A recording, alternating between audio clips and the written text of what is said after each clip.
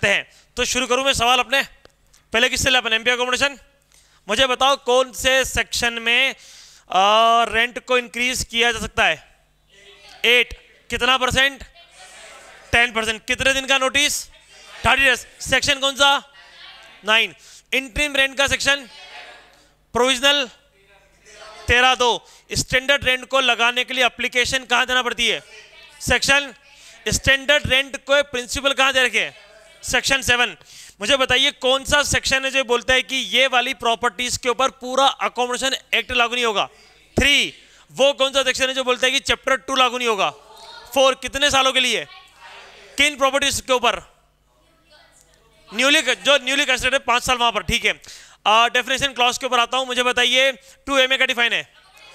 B, C, D, ई, जी, F. अरे तो ये कौन सी बात हुई कि सर आप अल्फाबेट सही बोलोगे? ये कौन सा नियम भाई? वापस शुरू से, A, B, C, D, E, F, RCA, G repeal act, H standard rent, I tenant. ये हुई ना बात।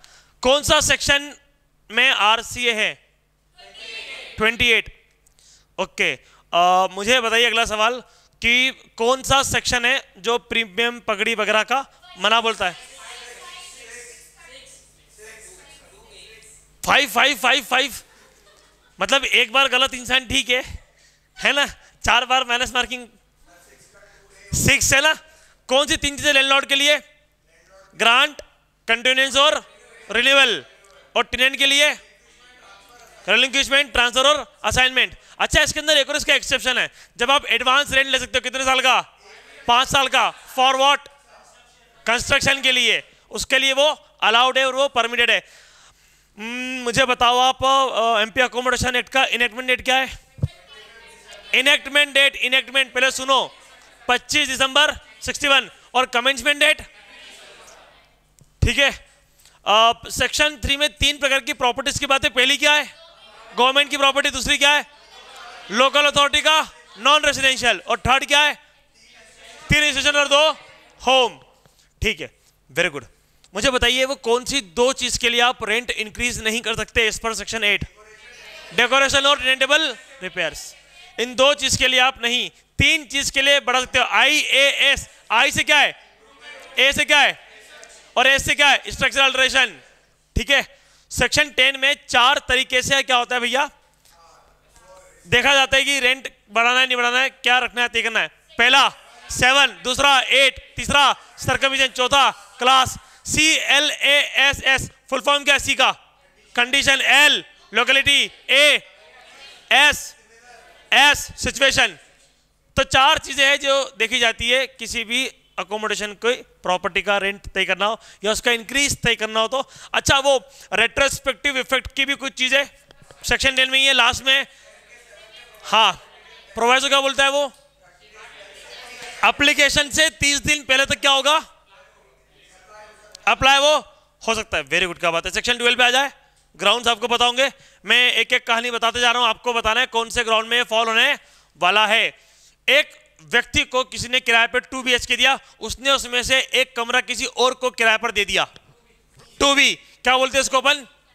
सबलेट। अगर किसी व्यक्ति ने 6 महीने से लगातार किराया तो दिया है, डी, पर उसका क्या नहीं करा? रीजनेबल यूज नहीं करा है, तो प्रॉपर्टी को खंडर नहीं होने अपन दे सकते। और किसी व्यक्ति ने अपने घर पे जुआ हुआ खेल लिया और उसको कन्विक्शन हो गया, P 12 का 1 का P। अच्छा, किसी व्यक्ति ने प्रॉपर्टी का ओवर यूज कर लिया, मतलब O है ना, जो पार्ट नहीं जाता वो भी क्या कर लिया उसने? यूज कर लिया। अगर किसी व्यक्ति को प्रॉपर्टी इसलिए मिली थी क्योंकि वो क्या था भैया? एम्प्लॉय था उसका, जे, ठीक है, उसके आधार पे चूंकि नौकरी गई तो मकान में भैया आप जाएगा। अगर कोई मकान है जो रहने लायक नहीं बचा है, जी वेरी गुड, क्या बात है।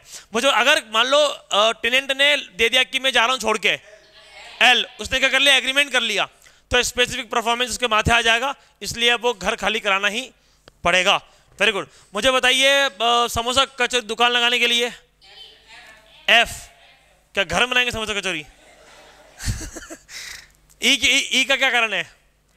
रेसिडेंशियल, नॉन रेसिडेंशियल, और रिबिल्डिंग करना है, नया कंस्ट्रक्शन करना है। और टेनेंट को सरकारी मकान मिल गया, आई।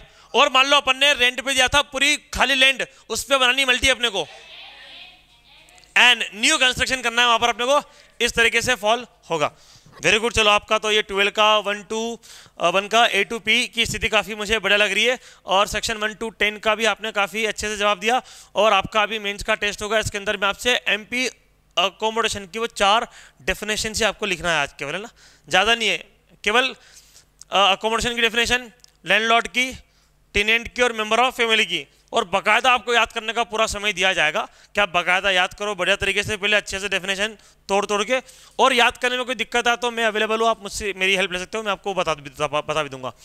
ठीक है, तो अभी अपन को क्या करना है, नया टॉपिक अपन को तैयार करना है। एक शॉर्ट रिवीजन हम करते हैं सेक्शन 13, 14, 15, 16, 17 और 18 का। चलो मुझे बताओ सेक्शन 18 का रिश्ता किन 2 क्लॉज से सेक्शन 12 के? जी और एच। 17 का रिश्ता किससे? ई और एफ से। 14, 15, 16, 3 में कॉमन क्या है?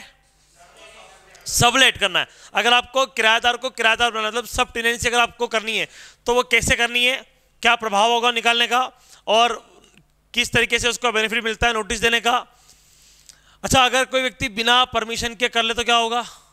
बिना परमिशन के आपने सब टेनेंसी कर ली, अगर आपने वो किराएदार रख लिया बिना परमिशन के, तो क्या एविक्शन का ग्राउंड बनता है वो?